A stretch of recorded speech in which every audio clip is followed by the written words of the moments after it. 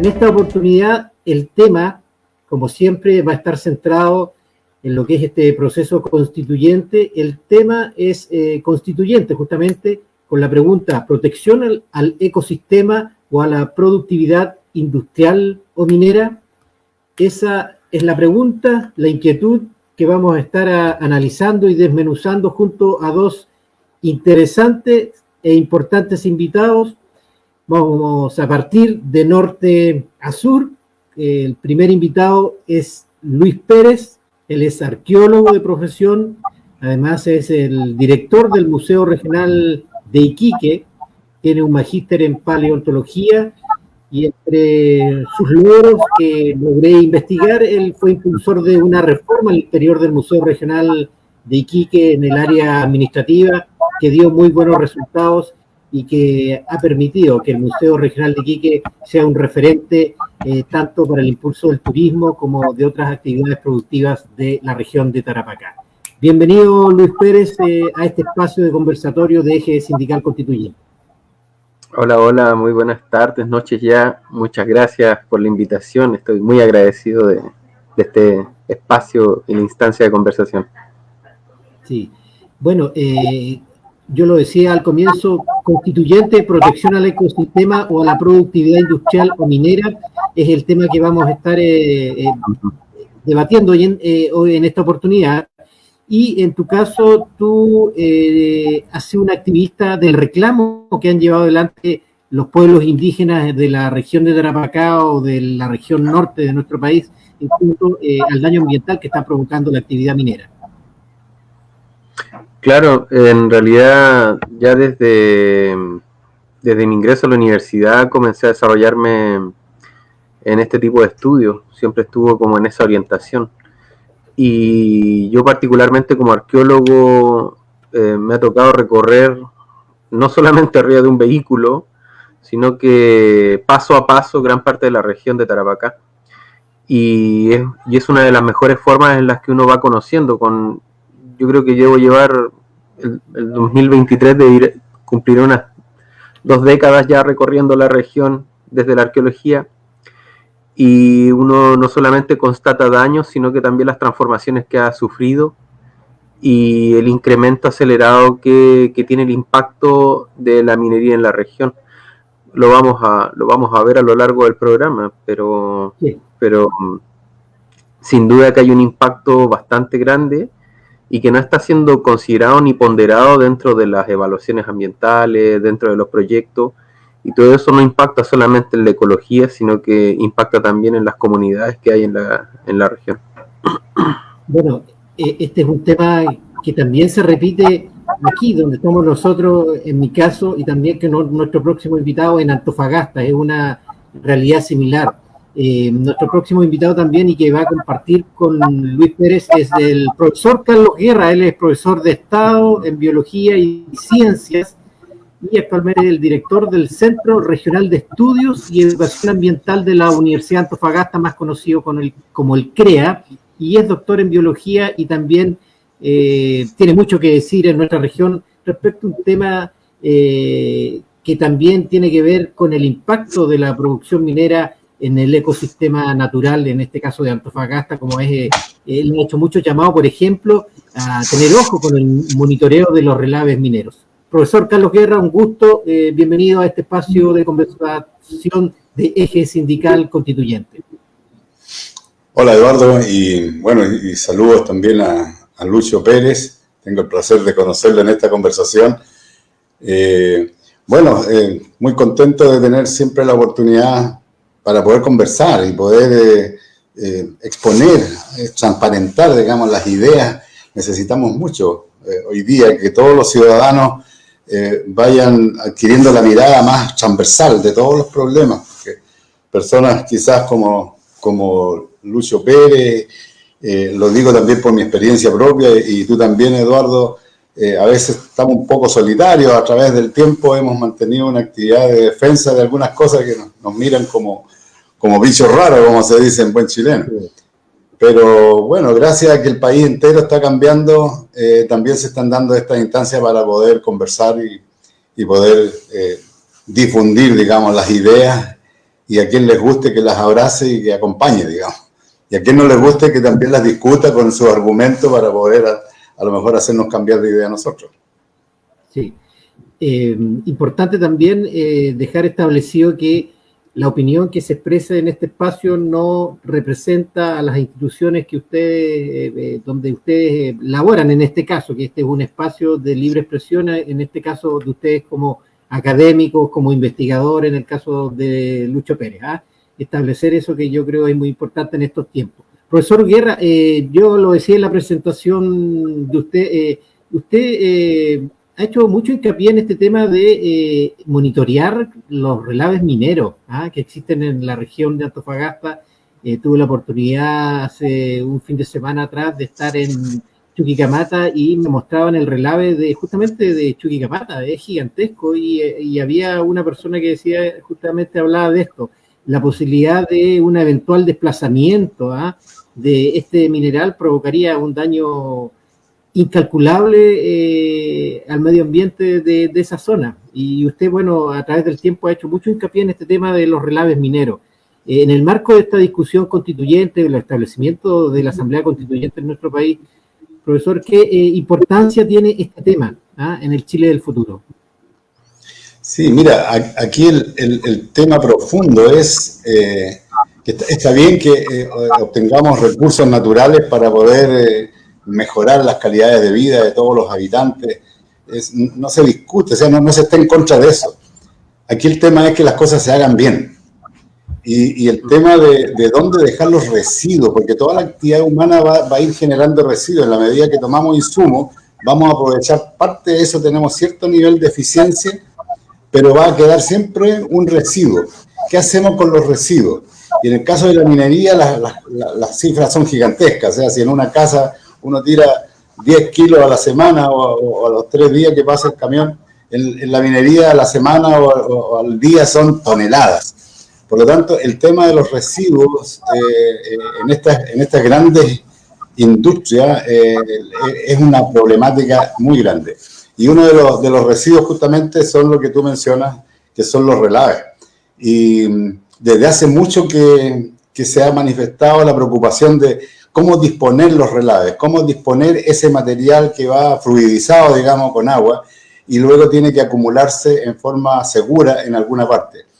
Y las catástrofes que hemos tenido, ¿se acuerdan de Chañaral hace unos años atrás?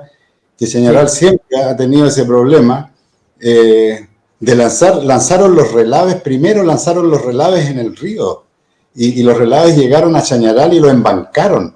Entonces, y después hubo pelea, la gente peleó y hicieron un tranque, pero pasaron los años y ese tranque se reventó y generó una tremenda catástrofe hace poco tiempo en Chañaral. Entonces, ahí te demuestra que las cosas no se están haciendo bien. Hoy en día, para decir cosas que son actuales, que la gente puede, viajando a Calama en este momento, puede pasar por la carretera y al pasar por Mantos Blancos, va a ver que la carretera está intervenida, está rota, se onduló. ¿Por qué? Porque hay un tranque que fue mal hecho, fue mal diseñado. Y ese tranque está infiltrando y se ha comido el sustrato que es el sustento para la carretera y la carretera se onduló. Entonces hay todo un conflicto en este momento porque dicen que no es del tranque, que es un acuífero natural, pero ahí hay un tranque. O sea, ese tranque de Mantos Blancos está mal. Y no nos olvidemos que también Mantos Blancos tiene una historia así como la del Salvador con Chañaral, porque durante muchos años estuvo lanzando las aguas de relaves, o los relaves los estuvo tirando ahí al medio ambiente. Y ese relave venía serpenteando hasta acá, hasta al Salar del Carmen, aquí a 12 kilómetros de Antofagasta. Entonces hay toda una historia, hay una historia hacia atrás de mal manejo de esos residuos. Y el que tú planteas de Chuquicamata, mira, llega a dar miedo estar ahí porque es una extensión enorme y que está en una cuenca, y está en una cuenca grande donde está Chuquicamata, más abajo está Calama, y después de ahí de esa cuenca surge el río San Salvador, y surge y pasa por ahí mismo el río Loa, y el Salvador se junta con el Loa, es decir, estamos infiltrando sustancias que finalmente van a los ríos, a los pocos ríos, o a las napas subterráneas que vienen a dar finalmente al mar. Entonces, hay un tema ahí profundo de los residuos mineros y los relaves mineros, y creo que hay que buscar una manera que se legisle de tal manera que, ya que hay irresponsabilidades, ¿no es cierto?, las irresponsabilidades hay que pararlas con legislación, de tal manera que se establezca claramente cómo hacer estas cosas, porque, como te digo, es importante seguir con la actividad industrial, pero tiene que hacerse de una manera correcta, ¿no? Porque si no, los platos rotos los paga finalmente la gente, y no la gente que se está beneficiando directamente del negocio, lo paga normalmente el poblador más humilde.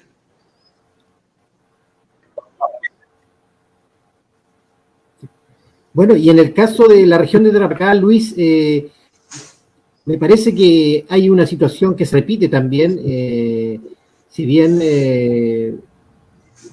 la mayor cantidad de actividad minera está concentrada, la actividad minera está concentrada en la región de Tarapacá, quizás es la segunda región que mayor concentra minera y mineras muy importantes, y desde Coyahuasi, partiendo por ello, a Cerro Colorado, de BHP. Este tema de los relaves mineros también es una realidad que preocupa en Tarapacá, Luis. ¿Has tenido la posibilidad de poder constatar en estos recorridos que tú realizas esta triste realidad que se vive en Antofagasta? Sí, por supuesto. Han existido también diferentes oportunidades en que los relaves colapsan. Sin embargo, tienen todo un despliegue comunicacional que no permite que la información llegue en su totalidad a la opinión pública.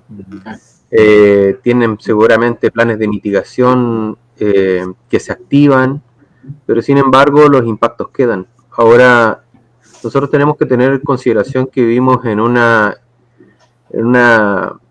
región hiperárida y de extremo arreísmo. ¿Qué significa eso? Que no hay ríos que lleguen al mar entre Pisagua y el Loa. Entonces una vasta zona en que todo desemboca en la pampa del Tamarugal. Eso para las grandes quebradas.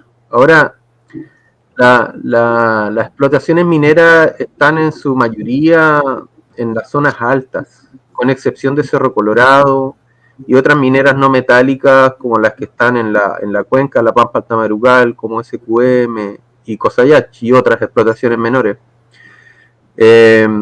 Ciertamente que los relaves siempre son una preocupación por la envergadura de la intervención y lo complicado del residuo que manejan, ¿ya? O sea, no estamos hablando de agua con sal, tienen un montón de contaminantes. Hay muchas variables que no se consideran muchas veces, la evaporación, el transporte eólico, los desastres naturales. Ahora, cuando hablamos de una región hiperárida, tenemos que tomar en consideración de que la geografía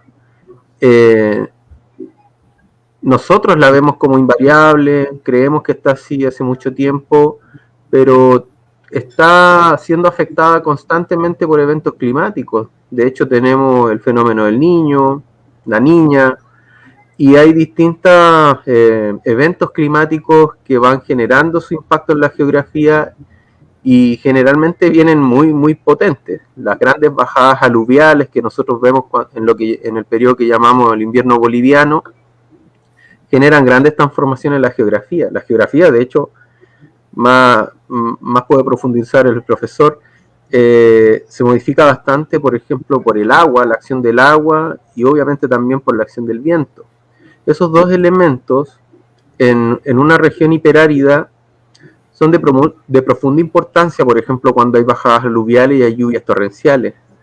También pasa, hace 2 años atrás tuvimos una tremenda tormenta de arena, pero sabemos que esa tormenta no era solamente de arena. La NASA sacó fotografías y la cantidad de metales pesados que tienen que haber sido transportados desde estos stockpiles de los botaderos, desde las áreas de relave, las áreas perimetrales de los relaves, donde se va evaporando la humedad y van quedando residuos pesados. Todo eso llegó sin duda a la costa. Tenemos, por ejemplo, ahora la obra del puerto Patache, al lado de una termoeléctrica, paradójicamente al lado de la termoeléctrica, donde tenían estas grandes pilas de los residuos de cenizas del carbón empetrolado, tienen el puerto de La Sal. En algún momento hubo ahí algunos litigios por la contaminación de la sal que se iba para el consumo mundial, al lado con una torre, unas tremendas pilas de desechos de las termoeléctricas. Hay unas plantas de molibdeno, hay plantas de ácido sulfúrico. Entonces, el desarrollo minero está acompañado no solamente de estos desastres inminentes que pueden venir desde las plantas de relave, sino que tienen un montón de afectaciones. Y hay afectaciones aún más silenciosas que son en las etapas previas a las explotaciones y que están acompañadas de las perforaciones, de los sondajes, de las prospecciones, por ejemplo, en que nosotros vemos la pérdida de cientos de monumentos arqueológicos al año, por ejemplo en la región de Tarapacá, porque son actividades que están muy poco reguladas o nada reguladas. O sea, las mineras no piden permiso para andar, menos las consultoras y menos los subcontratistas que andan en camionetas por el desierto, en donde los registros patrimoniales son muy frágiles, en donde la biodiversidad es muy difícil de percibirla con los ojos de un biólogo o un especialista. Por ejemplo, los herpetólogos tienen una especialidad única en el desierto. O sea, yo llevo años paseando por el desierto y es muy difícil a veces ver, por ejemplo, incluso hasta nidos de aves que hay en el desierto, nidos de gaviotas, lagartos o lo que llaman herpetofauna, insectos, y que son sumamente importantes para el desarrollo del ecosistema, pero que son en términos de lo visual o lo visible muy sutiles, están profundamente adaptados para no ser depredados, supongo, o para resistir a las altas temperaturas o a las bajas temperaturas en la noche. Entonces, cuando tú despliegas este desarrollo minero, hay una cantidad de aristas que no están siendo consideradas dentro de las evaluaciones ambientales. Pasa mucho con las prospecciones mineras en que se hacen sondajes. Por ejemplo, hacen caminos que no tienen ninguna regulación. A mí me ha tocado ver, pero cientos de caminos en áreas que años atrás eran paisajes maravillosos, que son un recurso. El paisaje es un recurso, ya, no solamente en términos visuales, también son recursos en lo cognitivo para las comunidades indígenas. Hay países que viven del recurso paisaje, lo venden para cine, lo venden para turismo, y esas variables no se están considerando en la explotación minera. Los relaves sin duda que son importantísimos de tratarlos con una altura respecto de la complejidad que conllevan, pero sin duda que hay también otras aristas. Hay otras aristas, y sin ir más lejos, en Puerto Patache ya ha sucedido que con las lluvias que hubieron hace poco por el tema del invierno boliviano, se decía que estos acopios de ceniza no iban a ser llevados por las aguas. Bueno, nosotros trabajábamos arriba en el oasis de niebla, y resultó que hace unos par de años atrás llegó una lluvia fuerte y arrastró una cantidad de material hacia la costa que fue desastroso. Fue desastroso, sinceramente desastroso. Y me temo que muchos de estos riesgos inminentes no están considerándose en las obras que actualmente se están desarrollando. Están más enfocados en el espíritu de medio ambiente, pero no se están actualizando mucho. Profesor Guerra, bueno, el tema ambiental, el tema del cuidado del medio ambiente, considerando esta triste realidad que hemos puesto sobre un punto puntual nada más, que tiene que ver con el daño ambiental de la actividad minera, que son los relaves mineros. Pero el tema ambiental en general, como un tema global, ¿qué importancia cree usted que debe tener en esta, o dentro de las prioridades de la Asamblea Constituyente? En la conformación, en la redacción de una nueva constitución para nuestro país. ¿Qué importancia debe tener el tema ambiental? Sí, mira, aquí hay una cuestión que es súper importante. En la actual constitución, el medio ambiente no existe. Solamente se le menciona en función del ser humano. El sujeto de derecho en la actual constitución solamente es el ser humano. y en la medida en que algo del medio ambiente le afecta, ahí se toca el tema medioambiental. ¿Te fijas? Cuando se dice todos tenemos derecho a vivir en un ambiente libre de contaminación, es una trampa, porque está en función del ser humano. No le da derechos a los animales, ni a las plantas, ni a los paisajes, ni a los ecosistemas. No hay derechos para la naturaleza. Y la naturaleza solamente se toma en consideración en la medida que interactúa con el ser humano. Pero la verdad es que los que saben de la cronología de la evolución en este planeta, el ser humano es un recién llegado, un recién aparecido.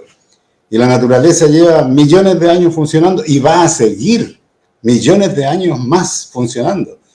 Y este aparecido que somos nosotros, ojalá pudiéramos ser inteligentes y poder seguir acompañando, digamos, al resto de los seres vivos en el planeta. Entonces, aquí lo que falta en la Constitución es una consideración, que la naturaleza sea un sujeto de derecho.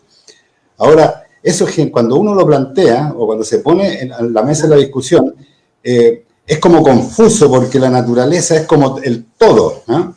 Pero hay cuestiones clave que hay que indicarlas. La naturaleza tiene al menos 3 elementos que son fundamentales, y no lo digo yo, sino que esto se viene diciendo de la década del 60. Uno, el primer elemento fundamental para la naturaleza son los procesos ecológicos esenciales. Son procesos que ocurren, pero son procesos que son esenciales. Por ejemplo, la captación de energía lumínica y la fabricación de materia orgánica por parte de la vegetación y todos los vegetales que existen, tanto marinos como terrestres. Si ese proceso se detuviera o no existiera, la naturaleza entera se cae junto con nosotros. No podríamos seguir viviendo. Cambiarían las condiciones, cambiarían las proporciones de los gases en la atmósfera y moriríamos todos, porque es un proceso esencial.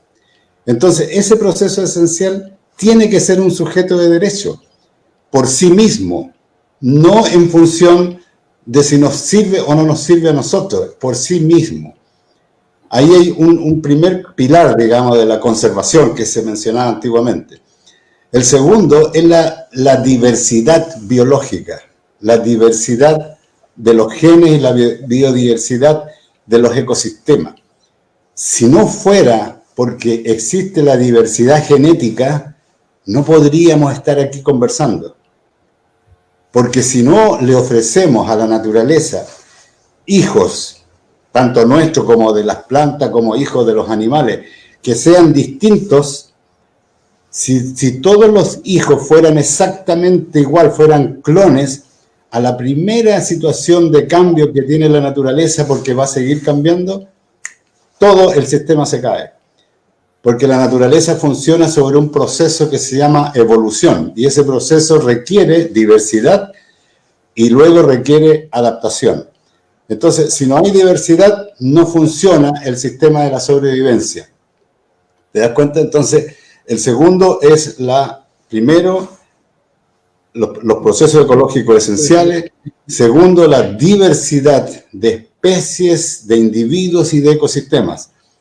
Y tercero, es el uso racional, porque tenemos que vivir de la naturaleza como todos los seres vivos, tenemos que aprovecharla, pero tenemos que hacerlo en forma racional. En la medida en que se hace en forma racional, estos procesos funcionan.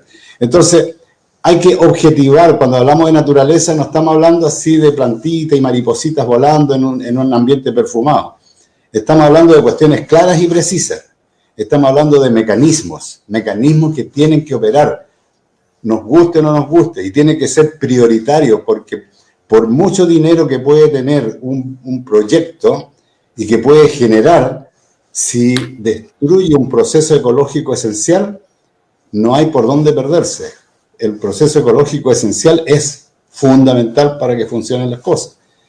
¿Te das cuenta? Si nosotros contaminamos el mar, por ejemplo, y echamos por tierra el proceso ecológico esencial, que es la productividad primaria del mar, del océano, entonces no hay alimento y todo el sistema viviente se va y nosotros quedamos mirando para el cerro sin siquiera poder comer una lapa, un crustáceo, un pescado.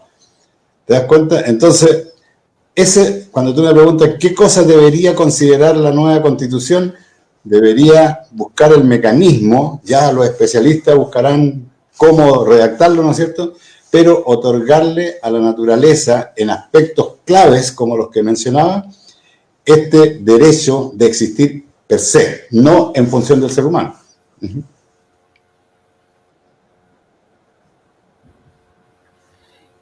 Y Luis, en tu caso, entiendo, fuiste también candidato a constituyente en la última elección. Y entiendo que dentro de tu programa o propuestas de gobierno, un tema fundamental era este tema que estamos conversando, el tema del cuidado al medio ambiente y el daño ambiental que provocan la industria minera principalmente. Si nos puedes contar un poco de tus propuestas y cuál es la visión que tú tienes de toda esta problemática que, como decía el profesor Guerra, pasa porque la naturaleza sea considerada con derechos en el fondo. Sí, tiene todas las razones, profesor. Mira, nosotros partíamos con unas propuestas que intentaban ir un poco más allá de lo que se estaba discutiendo en lo general acá en la región de Tarapacá respecto de los derechos consagrados que tenían que estar en la nueva Constitución.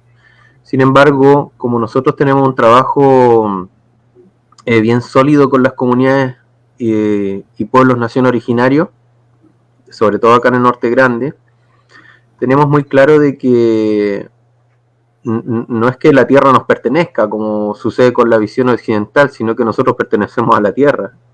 O sea, es exactamente lo que dice el profesor. O sea, si el medio en el que vivimos no se torna insustentable, nosotros simplemente desaparecimos. Y te lo digo yo, viniendo desde mi formación en la paleontología.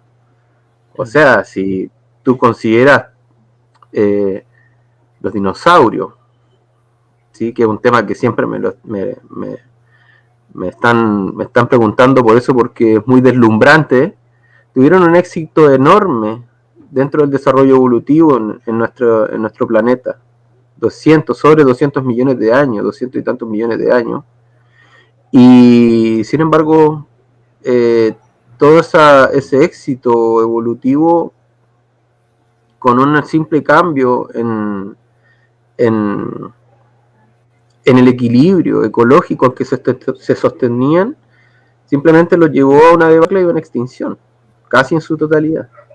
Nosotros llevamos mucho menos tiempo desarrollando, muchísimo menos, y sin embargo la alteración al medio que es óptimo para nosotros es sumamente grave, y la producimos nosotros mismos.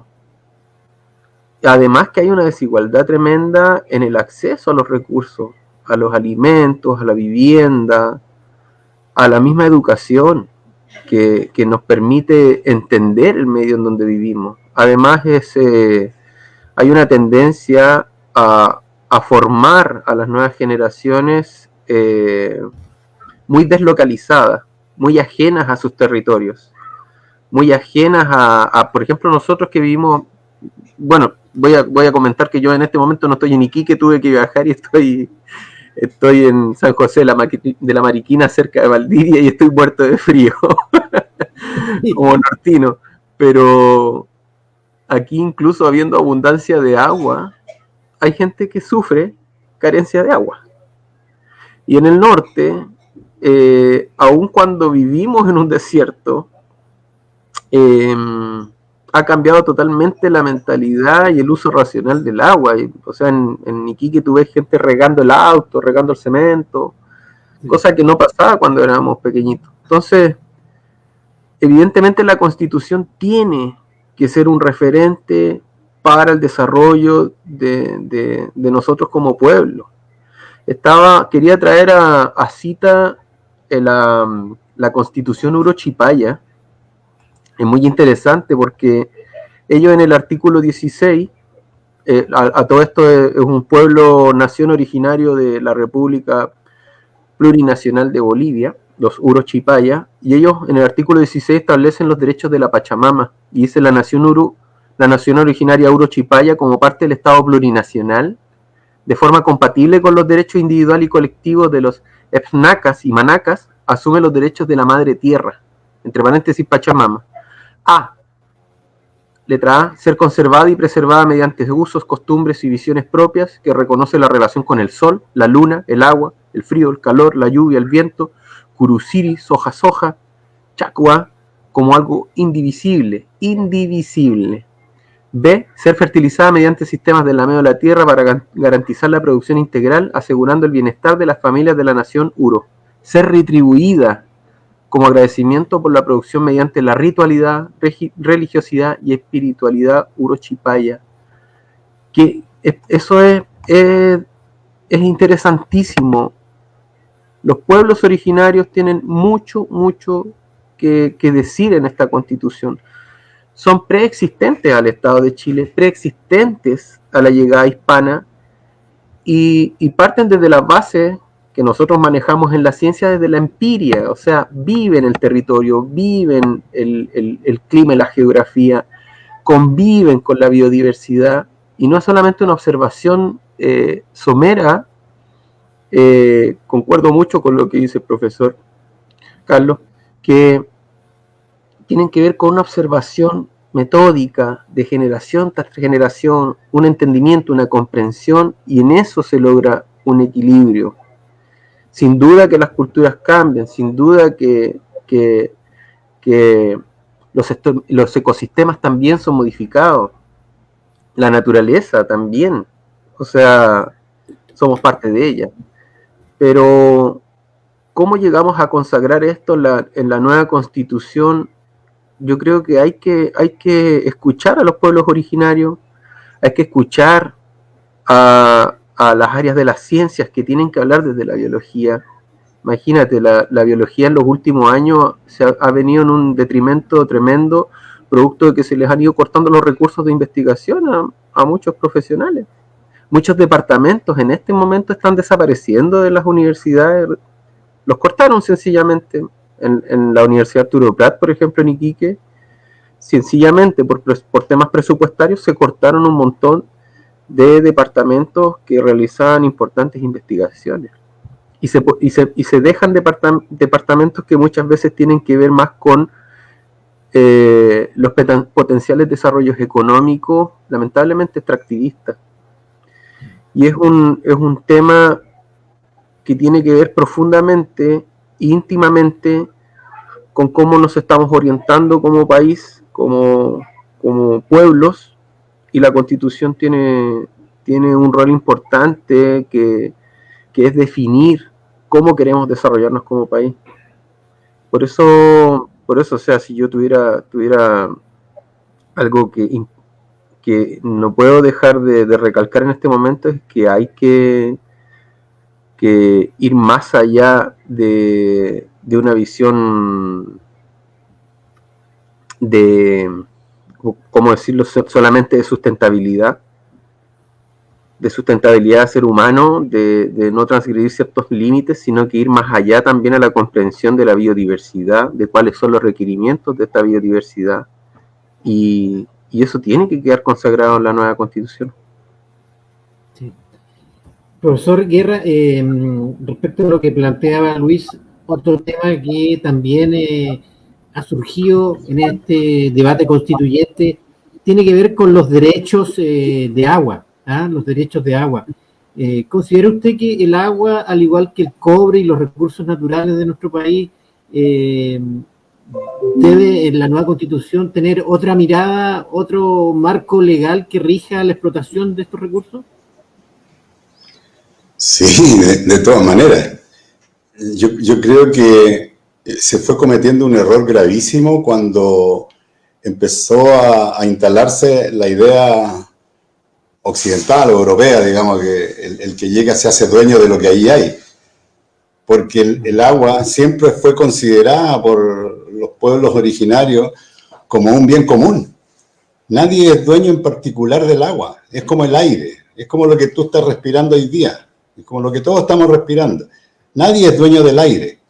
Así era concebida el agua. Nadie es dueño del agua. El agua es parte del regalo que da la tierra cuando estás viviendo con ella. Entonces llega esta nueva mentalidad y comienza a tirar cercos, a establecer espacios que ahora aparece un dueño y el agua también comienza a ser parte de ese negocio. Entonces me imagino en los inicios cuando un poblador antiguo, ancestral, vienen y le dicen, oye, no tienes que sacar agua de este río porque el río me pertenece. ¿Cómo es posible? O sea, ese concepto yo creo que tenemos que analizarlo, reflexionarlo, meditarlo. Tenemos que pensar como que es lo mismo que si alguien llegara, golpeara la puerta de mi casa y me pasara un papel y me dijera, mire, usted está respirando tantos metros cúbicos por hora y yo acabo de inscribir el aire en el conservador de bienes raíces. Así que usted me debe tanto dinero por respirar mi aire que lo acabo de inscribir. Ese impacto es homologable al tema del agua. ¿Te das cuenta? Eso es lo que no queremos o no podemos entender. El agua es un bien común. No puede ser restrictivo para nadie. Ahora, si hay, claro, una planta de tratamiento y te da un agua de calidad, bueno, que se pague el proceso, pero no el elemento, porque el elemento está allí, está, la naturaleza lo provee. Aquí hay cosas que hay que sacar de raíz, y yo creo que el tema del agua es fundamental. O sea, el agua es como un derecho humano, un derecho a la respiración, así es el agua. Y claro, como te digo, pueden haber mecanismos que uno quisiera tomar un agua gaseosa, un agua clara, transparente, qué sé yo, pero el agua no puede ser un elemento que se trance en el mercado al mejor postor. ¿Te fijas? Entonces, ahí yo acompaño, aplaudo a toda la gente que está en el tema del agua, ¿no es cierto? El actual gobernador de Valparaíso, por ejemplo, una de las personas que yo admiro en este país, por toda la lucha que ha dado y va a seguir dando, y qué bueno que esté en esa posición, ¿no es cierto? Porque hay un reconocimiento de la ciudadanía hacia personas como él. Entonces, creo que hay que acompañar, fortalecer, luchar con la gente que está planteando esto. Y hay que volver atrás. O sea, si, a mí me da mucha pena aquí en Antofagasta cuando se privatiza el agua. ¿Te fijas? Se privatiza el agua y nos dicen, mira, a cambio de la privatización del agua, vamos a tener un plan de descontaminación y nos contaron toda una película. Y bueno, y todos sabemos lo que pasa con el agua. ¿Eh? Todos sabemos los problemas que hemos tenido con el agua aquí en Antofagasta y que es lo mismo que se va repitiendo con distintos matices, digamos, en todo el país. Yo creo que ahí hay un tema interesante. Y fíjate que hay un tema que me gustaría, no sé si le interesa dejarlo en carpeta por último, que con esto del cambio climático, el cambio global, el agua es un elemento importante a considerar. Porque si bien se aprecia que estamos en un proceso de desertificación, que el agua está escaseando, pero el tema no es tanto así, sino que el agua viene, con el tema del cambio climático, el agua viene así como caídas del cielo, así como lo que acaba de pasar en China, que tuvieron una lluvia explosiva, es decir, la nube se saturó, tenía tanta agua que cayó en pocos minutos, cayó lo que cae en meses, y claro, no había cómo contener eso, y la catástrofe se produce. Entonces, el cambio climático lo que está haciendo, está extremando los extremos, digámoslo, con redundancia. Cuando algo aumenta, se va a demorar, pero cuando venga, viene en grandísimas cantidades. Y cuando algo escasea, va a escasear en grandísima cantidad también. Entonces, todo se va a ir extremando, tanto las temperaturas se van a ir extremando, ¿cierto? Los extremos, más calor cuando hace calor y más frío cuando hace frío. Y más sequedad cuando hay periodos secos y mucho agua cuando hay periodos lluviosos. Entonces, nosotros como país y quizás como comunidad internacional debemos avanzar hacia lo que le llaman la adaptación al cambio climático, más que los procesos de mitigación, porque fíjense que en los últimos años todo el gobierno ha estado cantando la canción de la mitigación, que vamos a parar esto, vamos a hacer esto, vamos a reducir el CO2, vamos a reducir todo esto, estamos metidos en un tema de mitigación, pero de adaptación poco se dice, porque la adaptación requiere fondos, requiere dinero del Estado, requiere, por ejemplo, cuando vengan las lluvias grandes que vienen cada cierto tiempo, tenemos que tener reservorios enormes para recibirla y guardarla, para después usarla en los tiempos que siguen, que van a ser de sequía. Y así podemos ir adaptándonos a este cambio. Si nosotros no vamos a parar el cambio, no vamos a parar el efecto que se ha producido en el planeta.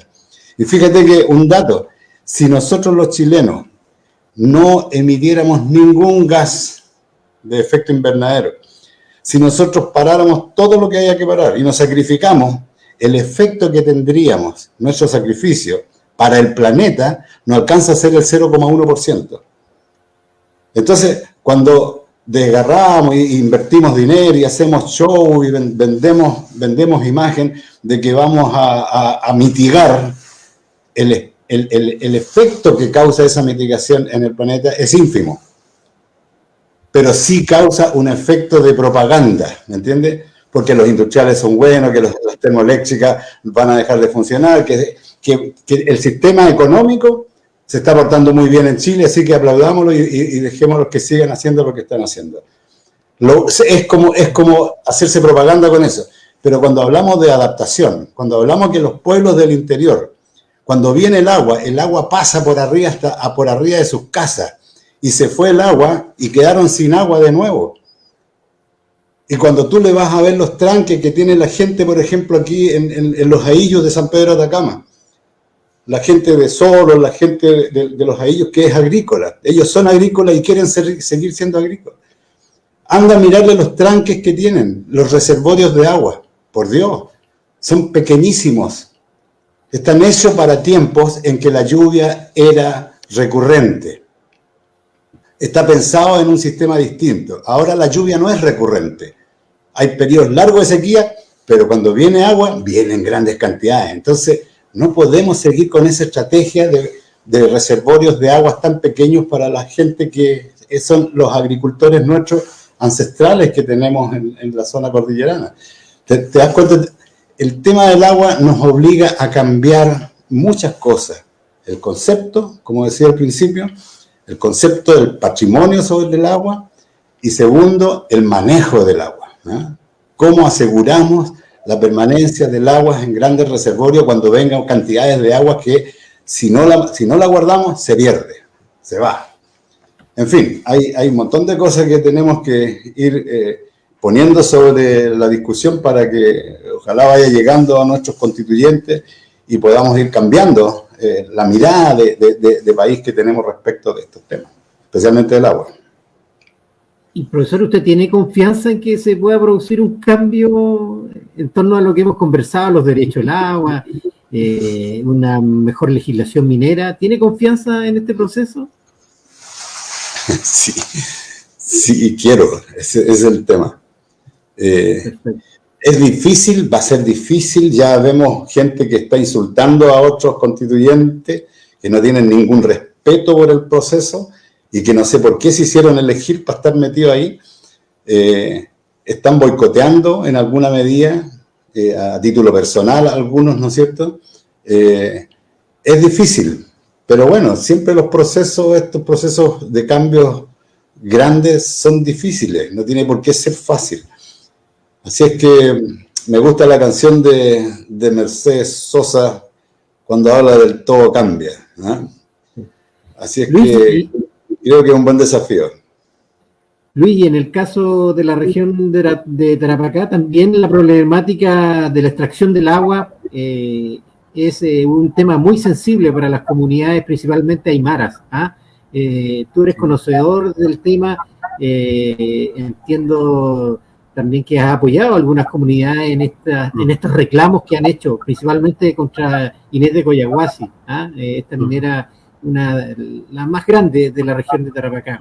Y al igual que el profesor Carlos Guerra, ¿tú crees que este tema de los derechos del agua y la propiedad del agua debe ser un tema trascendental en la nueva Constitución? Sí, por supuesto, sí. Hay que observar, sí, las particularidades que tiene en términos territoriales, porque las comunidades indígenas tienen desde antes de la existencia del Estado de Chile sus formas de aprovechar el ordenamiento, la explotación del agua y los derechos que tienen los agricultores al uso de cierta cantidad de agua respecto de la tierra que poseen, ¿sí? Entonces, cuando se toca el tema de la propiedad sobre las aguas, sin duda que las comunidades indígenas tienen otra visión de lo que es la propiedad sobre las aguas. No puedo yo pontificar tampoco a las comunidades indígenas porque hay en día comunidades que sencillamente provienen más de una cultura agroganadera, ganadera predominantemente, y por la ubicación de las explotaciones mineras asumieron un rol de negociantes que lamentablemente rompió las formas tradicionales de tenencia y manejo de las aguas en términos de sustentabilidad y terminaron unas tremendas negociaciones. Hay comunidades indígenas, sobre todo en las áreas donde está Cerro Colorado, que hicieron del agua una moneda de cambio. Ahora uno no puede generar un juicio positivo o negativo sobre ello, porque la cultura es dinámica. De la antropología nosotros decimos la cultura es dinámica y si bien para los grupos agricultores de pueblos originarios que están en las quebradas esas son decisiones nefastas, para los grupos agropastoriles de más arriba eso no les significó mayor complicación. Ahora habría que hacer una revisión de cómo se han ido reconfigurando la tenencia de la tierra a través de la historia y el desarrollo el desarrollo republicano chileno, porque sin duda que a través de la nacionalización de Tarapacá o la chilenización de Tarapacá se reorganizaron una gran cantidad de propiedades y asumieron nuevos actores la tenencia sobre ciertas tierras estratégicas, lo que antiguamente eran tierras, por ejemplo, para hierbaje, en que bajaban pastores a ciertos sectores, explotaban la vegetación para alimentar a su ganado, pero eso no era propiedad, sino que la propiedad era de las comunidades que estaban en las quebradas, las cabeceras de valle, curatos que habían ahí. Pero eso para el periodo de chilenización se corta y empiezan a asumir nuevos actores la propiedad de esa tierra. Y luego ya después del 73, en la década del 20 en la chilenización hay toda una reconfiguración, entran actores desde la urbe a inscribir terreno, y luego después del 73 con el tema minero empieza todo esto de las concesiones mineras y se transforma en una vorágine que hasta el día de hoy no para. O sea, no debe haber un lugar para poner un alfiler que no esté o con concesiones mineras o que lo haya pedido alguien. Dentro de eso está el problema del agua también. Ahora, lo que menos se preguntan, yo creo, dentro de la discusión es si esta agua, la sustentabilidad y disponibilidad del agua, se sabe, y hay muchos especialistas que hablan de aguas fósiles, por ejemplo. También se habla del tema de los eventos climáticos, los años niños, los inviernos bolivianos, en que baja mucha agua. Yo particularmente, en mi tesis de doctorado, de hecho a las 3 de la mañana me toca presentar avances de mi tesis de doctorado y tengo que estar a las 3 de la mañana porque es en la Universidad de Bonn, en Alemania, y tienen otro horario. Así que ahí voy a tener que estar de 3 a 7. Pero es muy interesante el tema y lo estoy retomando porque en tiempos prehispánicos, tal como lo dice el profesor Carlos Guerra, los pueblos originarios se preparaban para cosechar esas aguas. En la Pampa Altamarugal hay sectores donde tenemos alrededor de 6.500 hectáreas de eras de cultivo en pleno desierto. Canalizaciones de 8, 9, 10 kilómetros de canalizaciones unas tremendas canalizaciones para aguas de las bajadas aluviales. Estamos hablando del periodo tardío. Yo me inclino a pensar que es el periodo inca en el que se hacen estas grandes obras hidráulicas, grandes obras de canalizaciones y el aprovechamiento de agua. Evidentemente, no van a ser cultivos como los que vemos hoy en día, que en una era pueden sacar una gran cantidad de producción agrícola, sino que estamos hablando de grandes extensiones de terreno ampliamente regadas, con una producción agrícola muy baja por metro cuadrado, porque para esos periodos todavía no estaban mejorados los granos con la selección que hacen los agricultores al día de hoy.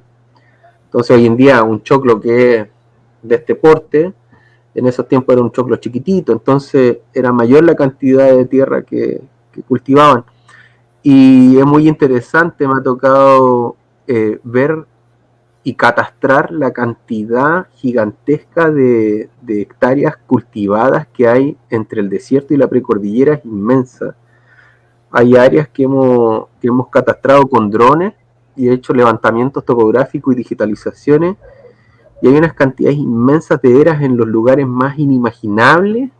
Hay un sistema muy interesante que se le llama paruchas, que son en laderas de cerros, cultivos muy angostos, que van bajando por laderas muy empinadas y que responden muy bien a lluvias muy intensas de muy corto efecto.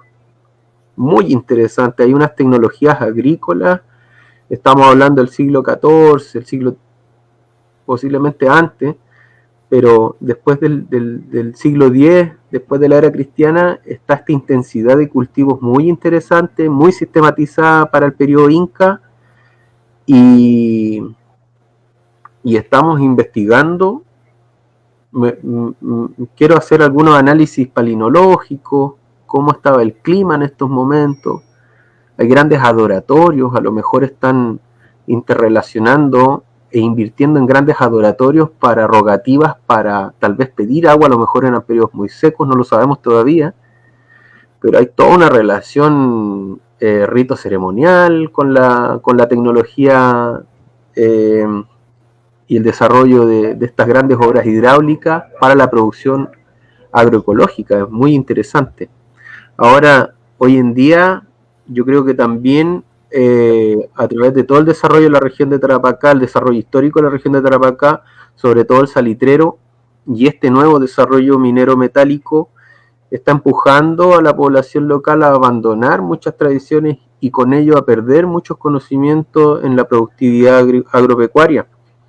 Pasó en la salitrera, gran parte de la población migró a las salitreras, nunca volvió, y una gran parte del conocimiento de la producción agrícola en el desierto y en las quebradas, en estos ambientes, en estos pisos ecológicos tan particulares, se perdió con estos cambios económicos. Y hoy en día muchos jóvenes también se están yendo a la minería y están abandonando esa valiosísima información en la producción. Ahora, lamentablemente, es la orientación económica de nuestro país.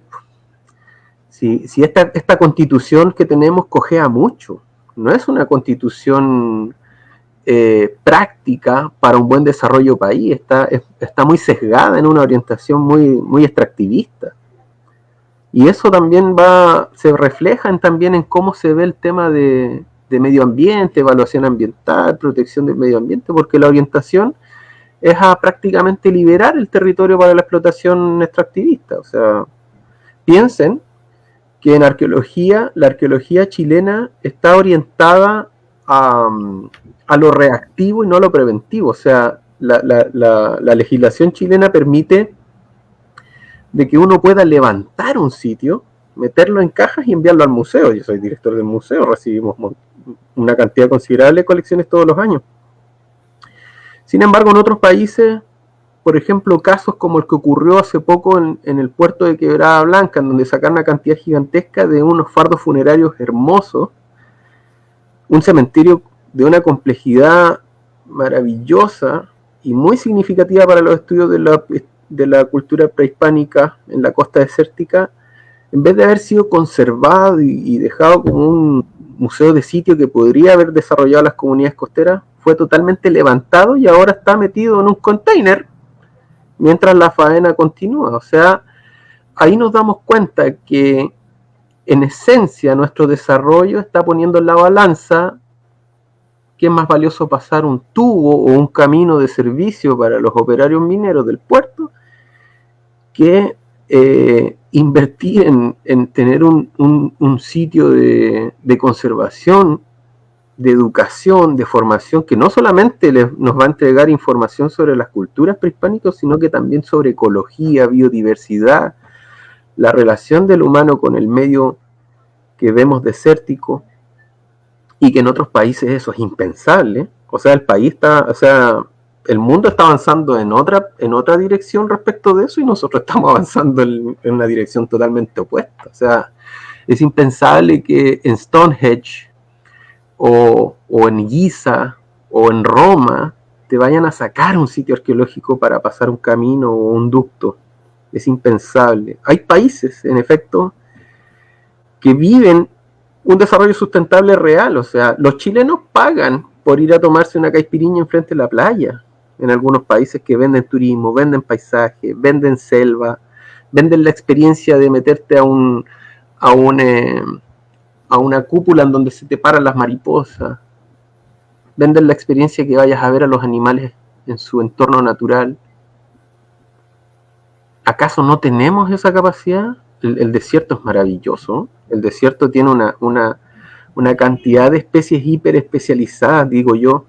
Sé que no es un concepto tal vez adecuado, pero yo pienso que está la biodiversidad, la ecología, los grupos humanos profundamente adaptados a este desierto son una riqueza enorme. Nos están hablando de cómo deberíamos desarrollarnos. La tierra nos está hablando de cómo debería ser el desarrollo. Y tosudamente vamos en otra dirección, en la dirección del extractivismo. Yo sé que hay mucha gente que trabaja esto, que tiene a sus familias, dependen de esto, sus hijos estudian, sus hijas estudian, sus casas han logrado tener con el tema de la minería. Y está bien. Pero es una responsabilidad país cambiar el curso de nuestro desarrollo hacia un desarrollo sustentable. Los cambios globales están sucediendo. Lo que está sucediendo en China no es un evento aislado. Lo que pasó en Alemania no es un evento aislado. O sea, ya todos los años estamos viendo estas grandes lluvias torrenciales en áreas donde no llovía. En Iquique prácticamente todos los años se está lloviendo. Y antes era cada 4, 5, 6 años. Aquí en Valdivia entiendo que este año ha sido particularmente y singularmente frío y con muy poca lluvia. Eso va a impactar tremendamente en los pastos, va a impactar profundamente en la mantención del ganado, va a impactar en la leche, están tan relacionados. Bueno. Y no nos estamos dando cuenta de eso. Las forestales están presionando ahí. Bueno, hay una cantidad gigantesca de aristas que podemos identificar en este pésimo manejo que estamos teniendo de la sustentabilidad país. Sí. Bueno, Luis, se nos acabó el tiempo. Agradecer tu aporte, el tiempo que nos has brindado, más aún considerando que te encuentras en el sur del país. Y para las palabras al cierre, por favor, profesor Carlos Guerra, su mensaje muy breve al final, en este cierre, este programa, en el marco de este proceso constituyente. ¿Cuál puede ser el mensaje para todo el mundo, en este caso sindical, que está atento a esta discusión de la Asamblea Constituyente, principalmente en materia de la productividad minera? Sí, mira, lo primero que a mí se me viene a mi mente es otorgar derechos al funcionamiento del planeta. Es nuestra casa, es nuestra nave. Vamos viajando por el espacio en esto. Y este aparatito que va funcionando, que se llama Tierra, funciona solo, con nosotros o sin nosotros. Entonces, tenemos que aprender a conocerla y tenemos que darle derechos. Tenemos que transformar a los procesos del funcionamiento natural de este planeta. Tenemos que otorgarle, transformarlo en un sujeto de derecho. Porque el hombre no está solo, el hombre se debe a la naturaleza. Entonces es como irracional que en un documento de ordenamiento de nuestro comportamiento como seres humanos no partamos dándole derecho a quien nos da la vida y nos ha dado la vida y la existencia y la necesitamos para seguir aquí en esta nave. Entonces creo que hay muchas cosas que se pueden decir, pero quisiera en honor al tiempo focalizar en una.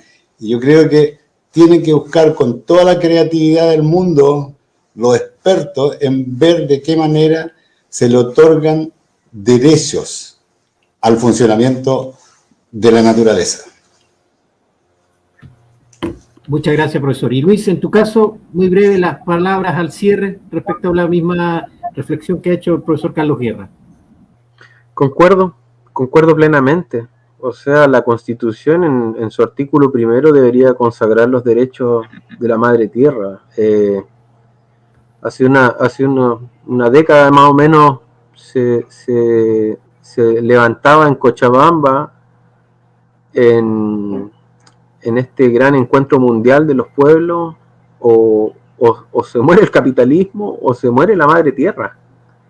No hay una doble posibilidad aquí, no hay otro camino más que la tierra primero. Y la tierra primero también significa la vida del ser humano, la biodiversidad. Yo